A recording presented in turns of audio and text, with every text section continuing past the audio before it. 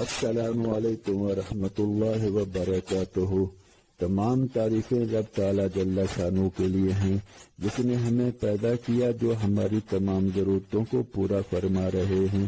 ہماری ہدایت کے سامان کے لیے اللہ رب العزت نے 1,24,000 کے قریب پیغمبر بھیجے اور اپنے محبوب مکرم حضرت محمد رسول اللہ صلی اللہ علیہ وسلم کو سب سے آخر میں بھیجا اور اپنا دین اور اپنی رحمت کو مکمل کر دیا۔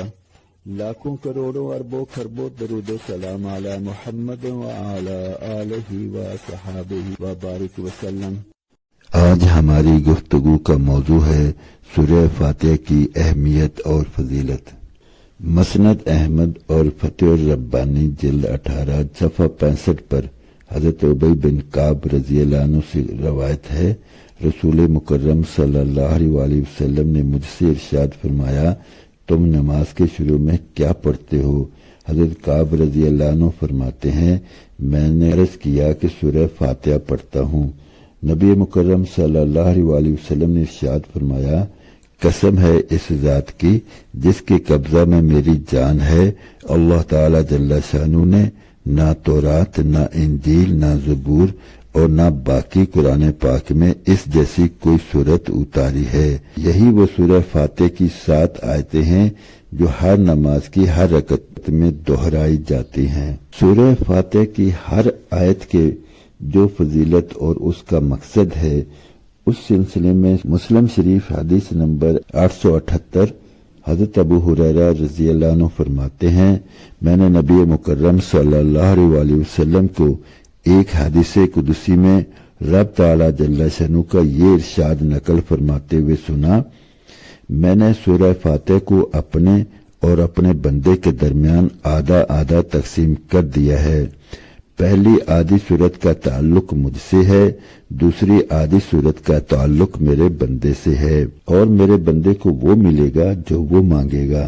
جب بندہ کہتا ہے الحمدللہ رب العالمین، یعنی سب تعریفیں اللہ تعالی جل شانہ کے لیے ہیں جو تمام جہانوں کے رب ہیں، تو اللہ تعالی جل شانہ ارشاد فرماتے ہیں، میرے بندے نے میری خوبی بیان کی۔ جب بندہ کہتا ہے الرحمن الرحیم، جو بڑے مہربان نہایت رحم کرنے والے ہیں، تو اللہ تعالی جل شانہ ارشاد فرماتے ہیں، میرے بندے نے میری تعریف کی۔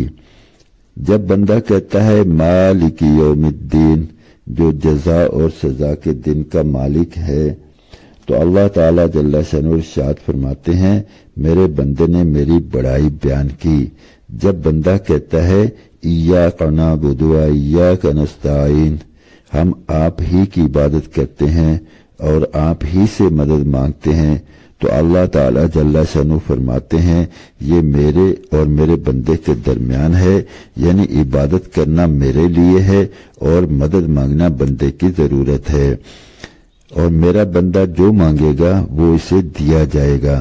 جب بندہ کہتا ہے اہدنا الصراط المستقیم صراط الذین انعمت علیہم غیر المغضوب علیہم ولا الضالین، ہمیں سیدھے راستے پر چلا دیجیے، ان لوگوں کے راستے پر جن لوگوں پر آپ نے فضل فرمایا ہے، ان پر نہ آپ کا غضب نازل ہوا اور نہ وہ گمراہ ہوئے۔ تو اللہ تعالی جل شانہ فرماتے ہیں، سورت کا یہ حصہ خالص میرے بندے کے لیے ہے، میرے بندے نے جو مانگا وہ اسے مل گیا۔ سبحان اللہ، کیسی عالی شان سورہ ہے، اللہ رب العزت اس سے ہمیں نفع عطا فرمائے۔ یہ تو اس سورت کے بارے میں فرمایا، یہ تو ام الشفا ہے، ام القرآن ہے، قرآن کا دباچہ ہے۔ اس کے بہت سارے نام علماء کرام نے مختلف جگہوں پر تحریر فرمائے ہیں اور اس کے فوائد بھی بے انتہا ہیں، لیکن اس کے مضمون اور موضوع جس پر یہ اتاری گئی وہ دیکھا جائے تو پوری دین اور دنیا کی بھلائی اس کے اندر چھپی ہوئی ہے۔ ہر وہ چیز جو رب تعالی جل شانہ سے ہم مانگنا چاہیں اس صورت کے ذریعے حاصل کی جا سکتی ہے۔